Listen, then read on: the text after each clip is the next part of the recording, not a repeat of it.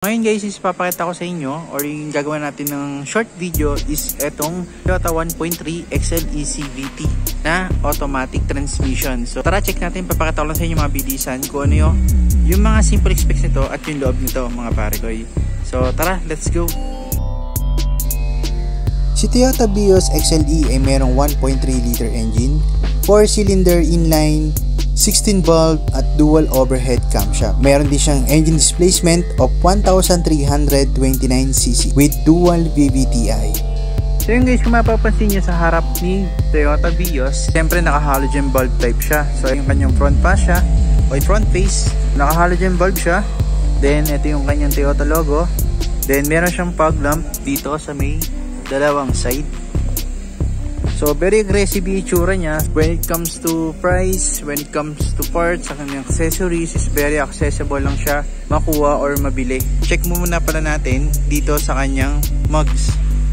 So yun guys, si Toyota Vios 1.3 XLE ay merong sukat na mugs na 185 by 60 by 15 yung pinaka mugs niya.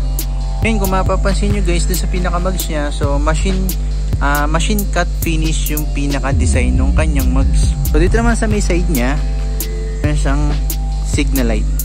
So sa ibang variant kasi wala siya dito. Yung pinaka high grade natin na variant which is yung 1.5, ang signal light niya is nandito na sa kanyang side mirrors. So sa variant ni XLE guys, ito yung handle niya is very accessible. Then sa 1.5 variant natin na mga top of the line ni Vios is chrome finish yung kanyang handlebar. Pero dito sa XLE variant, dito sa 1.3 XLE variant natin is naka body color siya. O tara, tingnan sa loob. So yun guys, nandito na tayo sa loob ni Toyota Vios 1.3 XLE. So yun guys, pagpasok natin dito sa kanyang cockpit is nandito sa may side ng kanyang pinto yung kanyang mga functions. So dito guys is yung sa window function niya. So syempre auto lock, central lock, yan. Then syempre meron siyang controller dito which is yung kanyang side mirror sa labas is pwede mo siyang makontrol dito. Naman tayo guys sa mismong cockpit niya. So makikita nyo yung kanyang steering wheel. Then naka-indicate dito yung kanyang Toyota logo which is ang ganda ng pagkaka-design niya dito na para siyang leather type design.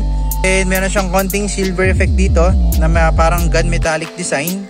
Ito naman guys is makikita nyo yung function nito. So dito meron mga buttons, then sa kabila. So ang function ng buttons na to guys is para dito sa kanyang TFT display or monitor dito sa harapan.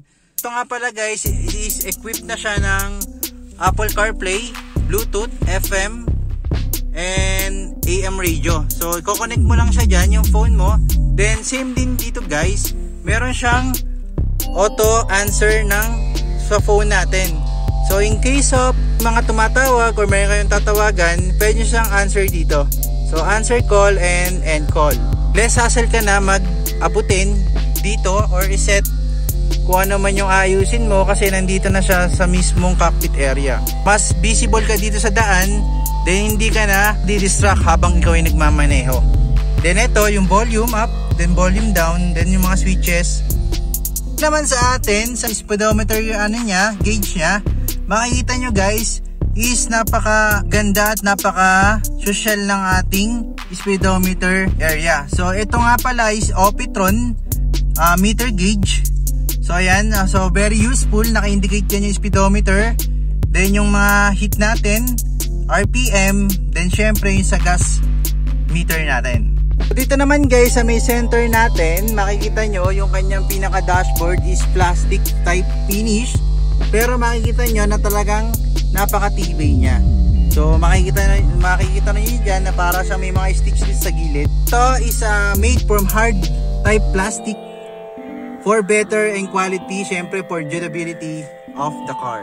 Naman tayo sa mismong center ng kanyang front. So dito nakalagay yung easy access natin for aircon. So ito yung for on off temperature. Syempre dito naman yung ating fan, kung 0, 1, 2, 3 adjust mo lang siya. Then dito yung ating position of the aircon. So pwede natin siyang baguhin. Kung gusto mo na puro dito lang yung hangin or lamig, pwede dito lang siya. Pero kung gusto mo naman na nagro-rotate siya, pwede hanggang dun sa baba. So hanggang dito sa may fit natin is mag-i-engage yung kanyang lamig. Ito yung kanyang hazard.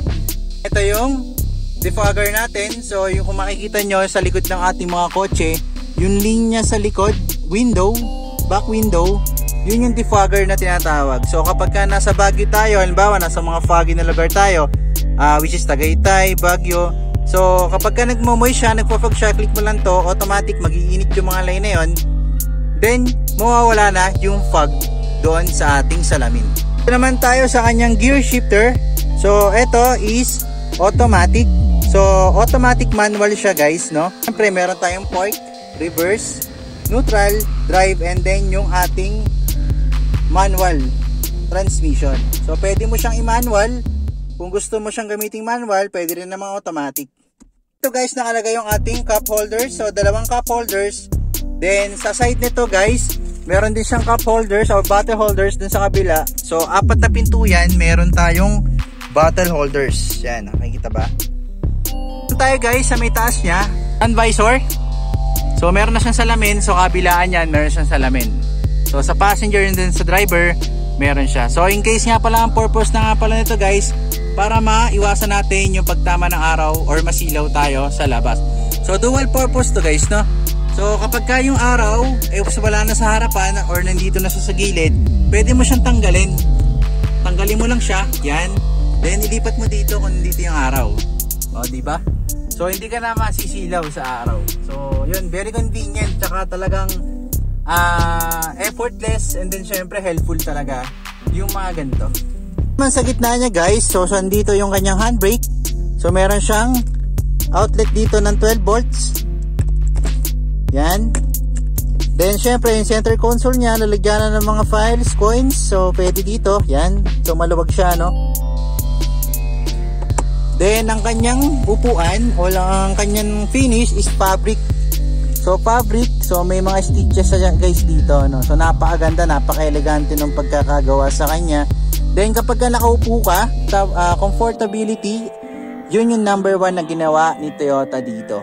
So talagang hindi ka mangangawit, kahit long drive yung biyahe mo, is talagang goods na goods ka talaga dito. Yung guys sa likod nito, so this is a 5-seater car. So ayan. So syempre yung mga seatbelts natin nakalagay dyan, naka-indicate dyan. Then yung ating mga fabric na design. So dito sa likod meron siyang cup holders.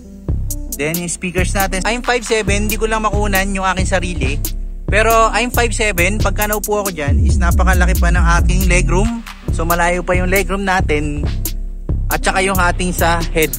So I'm 5'7", so comfortable na comfortable ako dito. Then ang kagandahan dito guys, yung gitna niya, kasi karamihan sa ibang mga car is meron siya dito na nakaumbok. So si Toyota Vios 1.3 XLE or mga Vios natin na labas is wala na. So kahit nakagitna yung family member mo, nakaupo siya din sa gitna, hindi na siya mangangawit or mahihirapan. So thumbs up tayo dyan, more space. So yun guys, punta tayo dito sa trunk ni Toyota Vios. So ayan, ang trunk ni Toyota Vios guys is napakaluwag. So napakalaki ng trunk niya, no? So pwede ka dito magkarga ng up to 326 liters storage capacity niya. So 326. So ayan, makikita nyo.